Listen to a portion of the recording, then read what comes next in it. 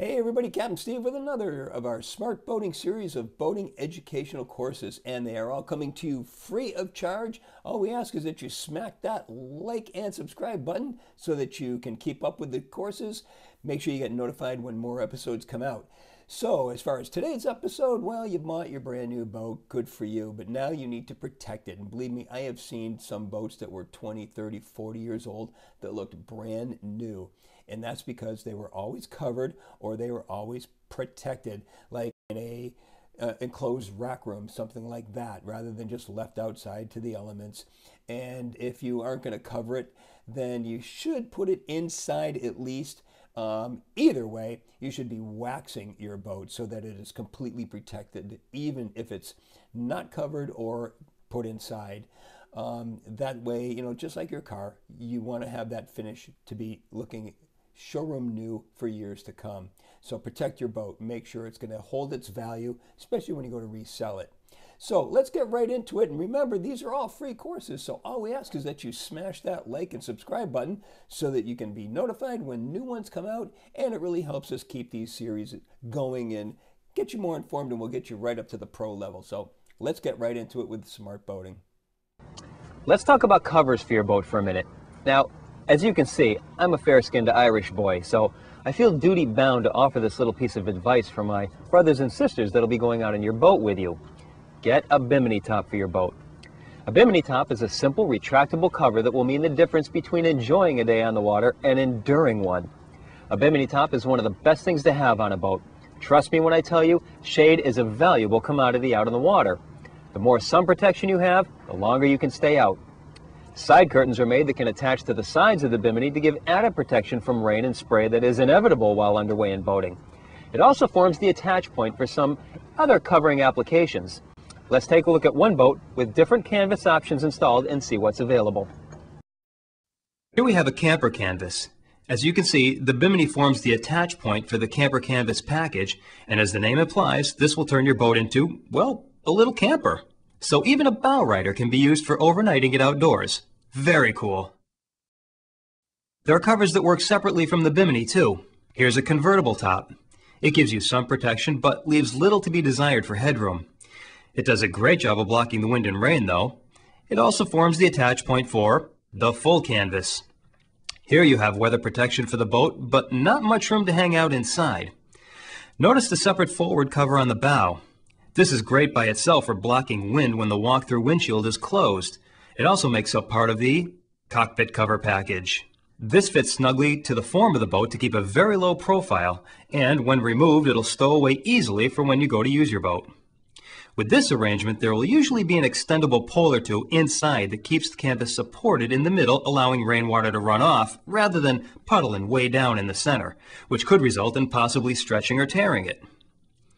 These low-profile covers are great for trailering your boat as well, since they have fastening snaps all the way around the boat to ensure that it won't blow off on the highway.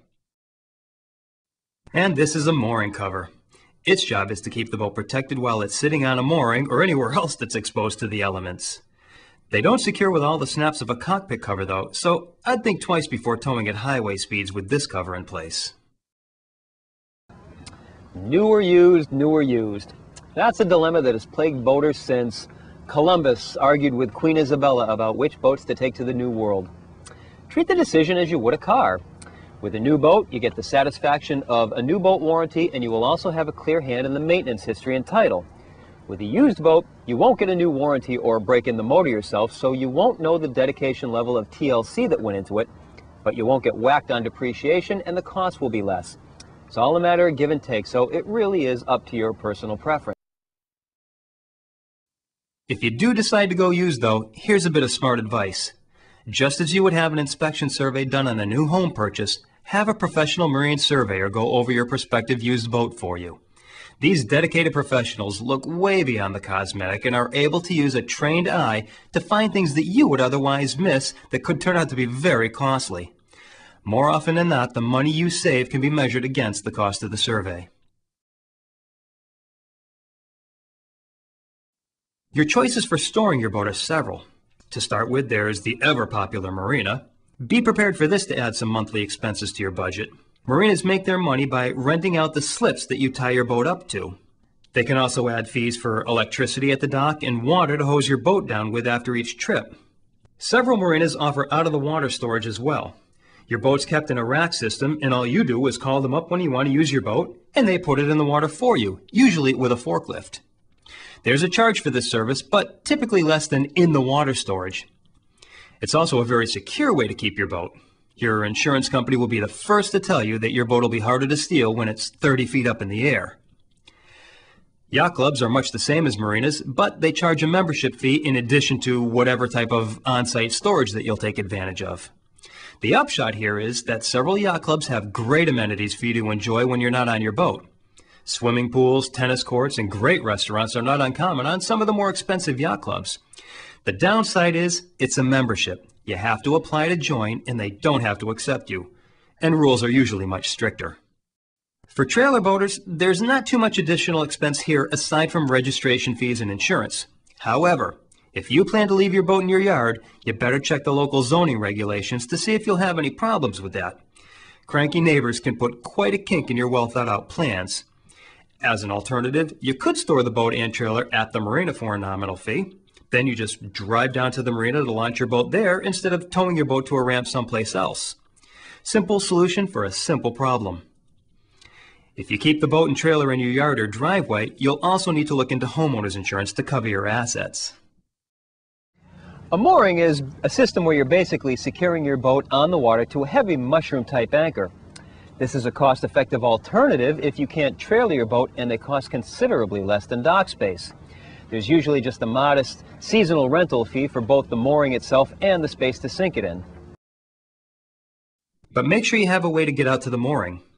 If you moor at a marina's area, they may have a launch to take you out to the boat, possibly for an additional fee, but they're not available 24/7. As an alternative, you're looking at getting a small boat called a dinghy that you'll use to row out to your boat. Make sure you can store that dinghy someplace too. Generally, if you pay for the mooring, you're allowed a space for the dinghy. Now that you've paid dearly for a nice boat, take some smart steps and protect it from theft. Use the same preventative measures that you would to protect any other valuable piece of property you own. Keep all expensive equipment out of sight when you're not on board.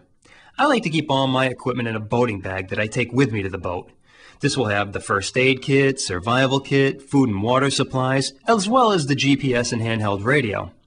When I leave the boat, they come with me in the bag. Keep accurate records of the hull identification number found on the upper right of the transom or rear of your boat, as well as plenty of pictures to help identify it to authorities. If you keep your boat on a trailer, you might as well hang a sign on it that says, "Pull your truck up here." Get a trailer lock, chain the boat to the house, remove a tire or whatever else it takes to prevent your trailer from going away with your boat. And don't forget the obvious, when you pull up to a restaurant or gas dock, take the keys with you when you step off the boat. Even if you don't have keys on your small outboard, you can remove the fuel line. Just don't leave an easy way available to have someone take off with your boat. And for goodness sakes, insure it. Aside from being required in most states, sometimes nothing will stop a thief who is dedicated to his task no matter what you do. So there you go. You've got your new boat. Now you're going to be able to protect it, and you're also going to be making an informed decision on where you're going to keep it. So good for you. Remember, these courses are always free to you. So to keep them coming, help us out by smashing that like and subscribe button. Really helps us out, and we really appreciate you watching. So stay tuned for the next episode of Smart Boating coming to you very soon. Otherwise, I am Captain Steve, and I'll see you on the water.